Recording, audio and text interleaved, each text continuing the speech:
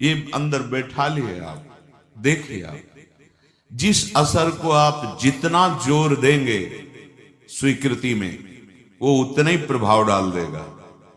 अपने लोगों को आंतरिक विषय, ये सब चिंतन का विषय है। जो भगवत शरणागत जन होते हैं उनके चिंतन में भगवान देते हैं। ये भगवत प्रदत्त बात है जो आपको सुनाई दे रही है। ये सबकी समझ में नहीं आएगा, अध्यात्म है। सबकी समझ में आएगा रुपया कैसे बढ़े ये बताओ, हमारा काम कैसे बने ये घटिया स्वप्न। कुछ भी मिल जाए तुम्हें, जब तक प्रभु नहीं मिलेंगे तब तक तुम्हें विश्राम नहीं मिलने वाला। कुछ भी बन जाओ, ब्रह्मा बन जाओ, इंद्र बन जाओ, कुछ भी, ये बात जीवन में नहीं आई तो चूक हो जाएगी। आश्रय, भोगों का आश्रय, ये जब तक हमारे हृदय में रहेगा तो हम बात भगवद आश्रय की करेंगे, यहां कुछ होगा नहीं।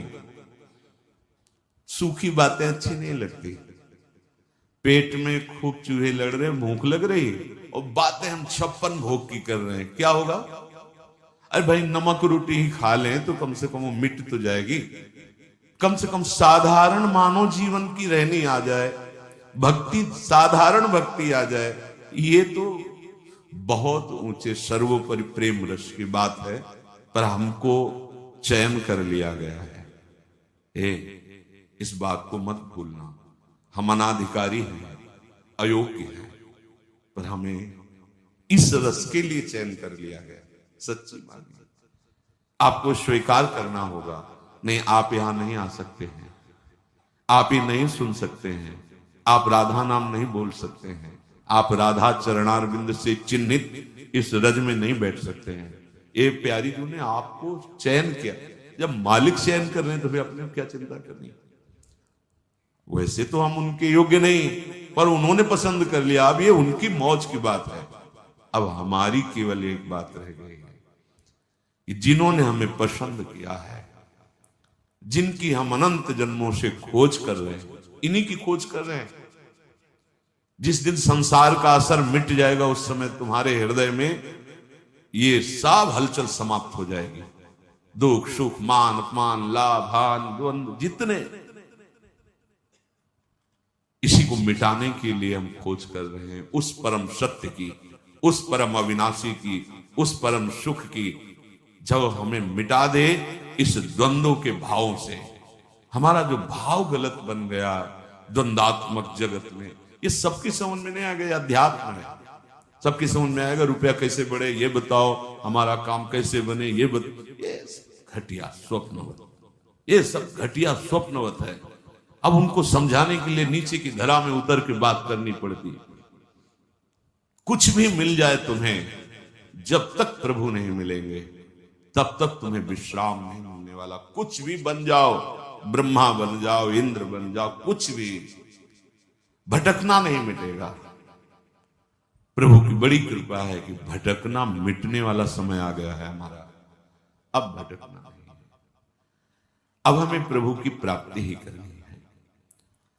एक स्मृति, दूसरा स्मृति निरंतर चलाने के लिए नाम जप, तीसरा भगवान की बड़ी कृपा है और मुझे इसी जन्म में भगवत प्राप्ति होगी, और चौथी बात, सब में श्री भगवान हैं। ये पहली स्वीकृति साधक के हृदय में होती है। फिर सब स्वयं श्री भगवान ही बने हुए हैं।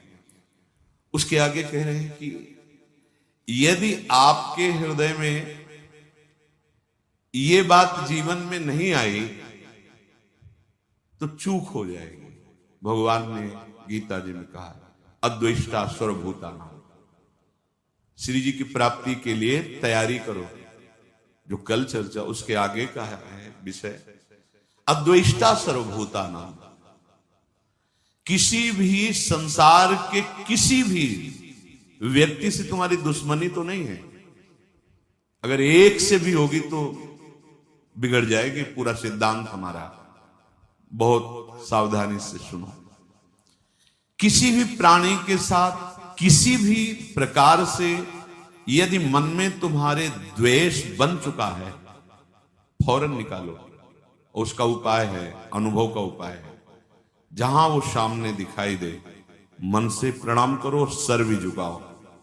तुम्हें अपना काम बनाना है, वहां भगवान ही है, दूसरा नहीं है। और जब एकांत में उसका चिंतन हो तो तत्काल आंतरिक प्रणाम करो, प्रभु आप मुझे बचा लो, प्रभु आपसे द्वेष हो रहा है।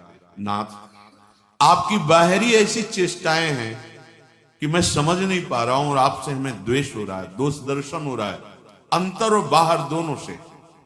अंतर में जब आवे तो तत्काल उसको प्रणाम करो, वृत्ति में आएगा वो और जलन पैदा होगी। बार बार आपको क्षमा मांगनी, मेरे से गलती हो रही प्रभु, मैं आपको ना जानकर आपसे द्वेष कर रहा हूं। और बाहर जब सामने आवे, पूज्यपाद सिउड़िया बाबा जी ने कहा, जो तुमसे द्वेष करे ना बोले, अपनी तरफ से उससे राधे राधे बोले। राधे वो जो कर रहा है उसका असर आपके ऊपर नहीं होना चाहिए। आपको इस द्वेष का असर काटना है। वो हो सकता है आपके साथ फिर ऐसा बर्ताव करे कि आपको लगे कि अब तो द्वेष पक्का ही हो रहा है क्योंकि हम बार बार प्रणाम कर रहे हैं, ये वैसा ही नहीं। ये बहुत बड़ा भगवत प्राप्ति में विघ्न है। इसलिए भगवान ने कहा अद्वेष्टा सर्वभूतानां। इतना ही नहीं, ये जब बढ़ेगा तो आपका भजन छूट जाएगा। बहुत क्या होता है कि जिससे महापुरुष जन अपने हृदय को देखते हैं ना, वही बात वो बोलते हैं, वही बात लिखते हैं। भजन क्यों रुका, भजन क्यों छूटा, हमारा लक्ष्य क्यों बदल रहा है, ये अंतर के चिंतन से। जैसे कि महापुरुष जन दूसरे के मन की बात जानते हैं, आप इस धोखे में मत रहना, क्योंकि उनके पास इतना समय नहीं है, वहां कोई दूसरा नहीं है। अपने मन को देखा जाता है, पूरी सृष्टि के मन की बात जान ली जाती है, क्योंकि कनेक्शन सब उसी परमात्मा तत्व का है। तो लगता है ये तो हमारे मन की बात जान गए, जो ऊंचे महापुरुष हैं। ये छोटी छोटी बातों की नहीं, क्या सोच रहे हो क्या, ये नहीं। अब तो आपने समझ